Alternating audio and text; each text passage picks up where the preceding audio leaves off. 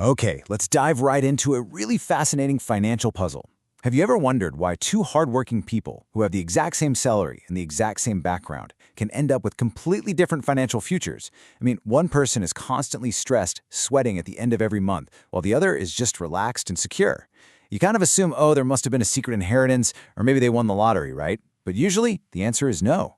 The difference is purely in how they treat the money they earn. So today, in this explainer, we're breaking down our source material to uncover the hidden mechanics of money.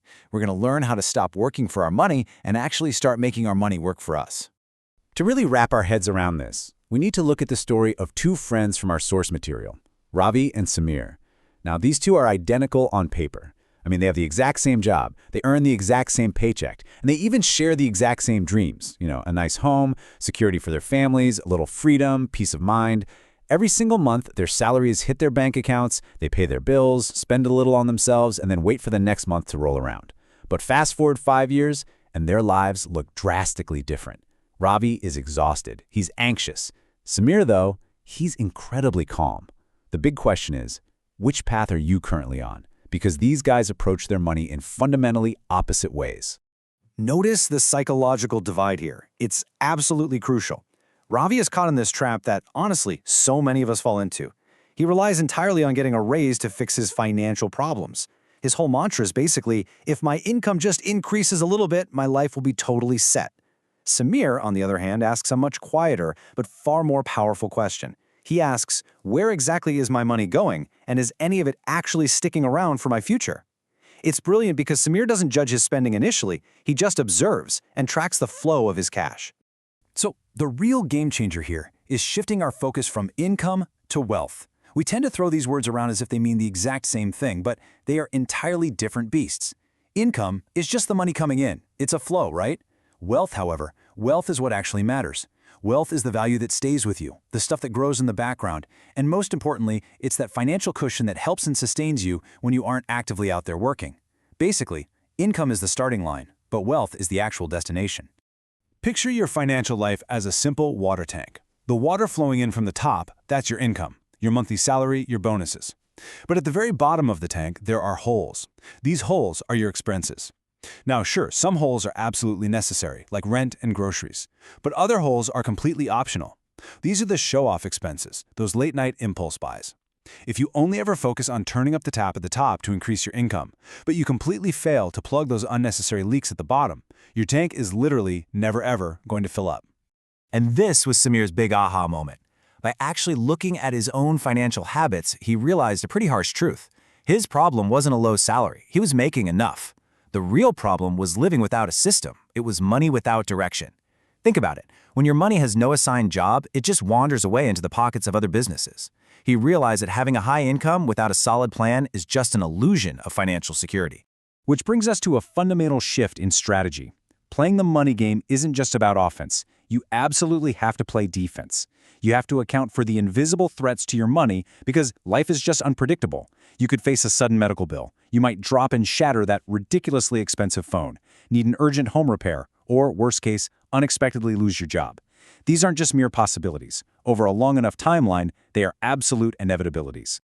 Think of an emergency fund exactly like wearing a helmet while riding a motorcycle.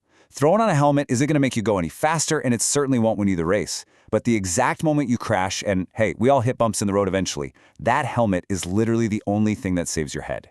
In the financial world, sometimes you have to focus on just surviving and not falling backwards before you can even think about moving forward. Okay, so once you have your helmet on securely, you have to face the second invisible thief.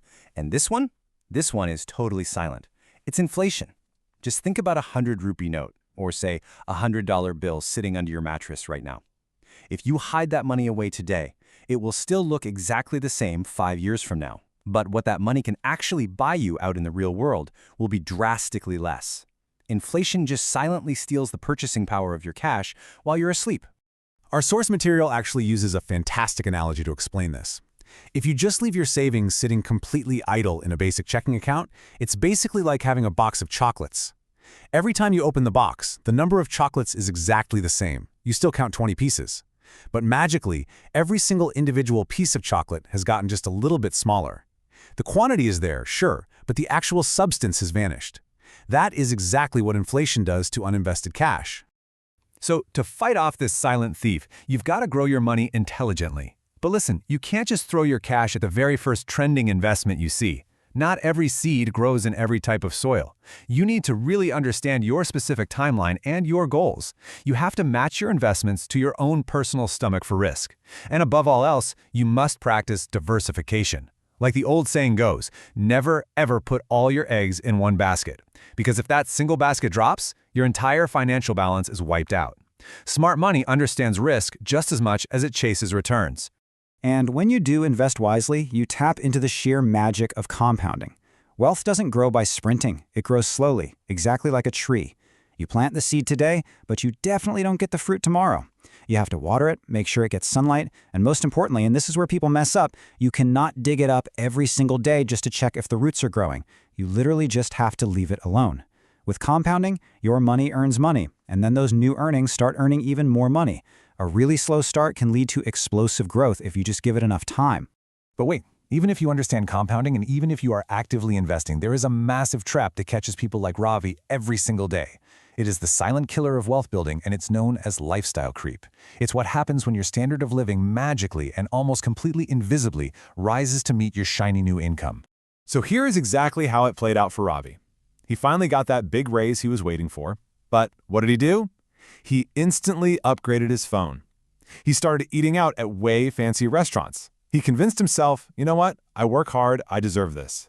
And consequently, his income went up, but his expenses rose right alongside it in perfect lockstep, completely eliminating any potential savings gap he could have created. Now let's be totally clear here. Wanting a better life isn't wrong at all. Upgrading your life is a good thing. But the problem is spending the entire raise on your lifestyle, when your newly increased expenses feel so incredibly normal that the mere idea of living on your old salary, which, by the way, you were doing just fine on a month ago, suddenly seems impossible. You've lost control. At that point, your money is dictating your life, instead of you dictating your money. Ultimately, we really have to realize the fundamental difference in how these two concepts function in our day-to-day lives. Income is active. It requires you to show up, trade your time, and hey, it keeps the lights on today. But wealth is protective. It sits quietly in the background, working silently, building the foundation for tomorrow. Ravi let his income run his life. Samir? He uses income to build wealth. So fast forward 5 years. Samir does not look like a billionaire from a movie. He doesn't have a private jet, he doesn't have a fleet of sports cars, but he has something far more powerful. He has true wealth. He has a margin in his life. He has breathing space. He has absolute control over his decisions because he isn't forced to act out of pure financial desperation. And when a surprise bill arrives in the mail, his heart doesn't drop to his stomach. He doesn't panic. He just pays it. You see, wealth doesn't always sparkle. Sometimes it just acts as a quiet, sturdy pillar of support. Winning this game isn't about finding some secret magical trick. There's no hack. It isn't about hitting the jackpot or achieving overnight success. The real blueprint to wealth is almost surprisingly mundane. It is literally about making small, repetitive, and frankly, often boring, good decisions over a long period of time. It's about consistently watching your spending, setting aside some cash, and respecting the risk. That's the whole shebang. So if you want to take control of your financial future today, here is the playbook. 4 simple, highly effective steps. Step 1, track your money for just 1 month so you actually know where it's flowing. Just observe it. Step 2, build that helmet. Start a small emergency fund to protect yourself against the inevitable crashes. Step 3, automate your savings and investments so you don't even have to think about it. Pay your future self before you pay anyone else. And step 4, invest in your skills, because at the end of the day, you are your own greatest asset. I'm going to leave you with this powerful question to ask yourself every single time you're about to make a significant financial decision. By doing this, am I just looking rich to the outside world today, or am I actually becoming financially strong for tomorrow? Changing your financial direction starts with answering that exact